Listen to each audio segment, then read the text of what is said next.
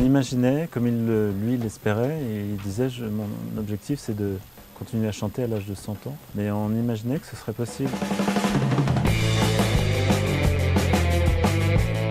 On parle d'un homme qui a changé profondément la chanson française, qui a mis du temps à s'imposer, mais qui une fois imposé a rayonné mondialement, là aussi. Un artiste comme Bob Dylan lui-même disait que il était son chanteur préféré. Il avait été le premier à apporter une écriture de chansons assez directe, assez rentre-dedans, pour prendre un terme, à raconter des amours malheureuses. Il était devenu l'expert là-dedans, à imposer sa voix, à imposer un physique qui n'était pas du tout dans les codes des années 50.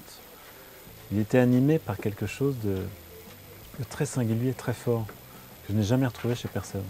Il avait une réputation de personnage très dur et très exigeant.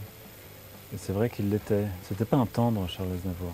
C'était un homme qui exigeait le meilleur de vous-même. Puis il avait aussi un franc-parler qui ne le rendait pas très populaire. Un franc-parler qu'il avait aussi sur scène. Il était le seul à dire, voilà, ben oui, j'assume, j'ai 2 prompteurs, oui, voilà, je suis appareillé parce que je n'entends plus. Il disait tout le temps, je le dois à mon public. C'était un homme d'une honnêteté assez rare. Il fallait avancer très vite avec lui. C'était pas de l'à peu près. C'était la Tour Eiffel, Charles Aznavour.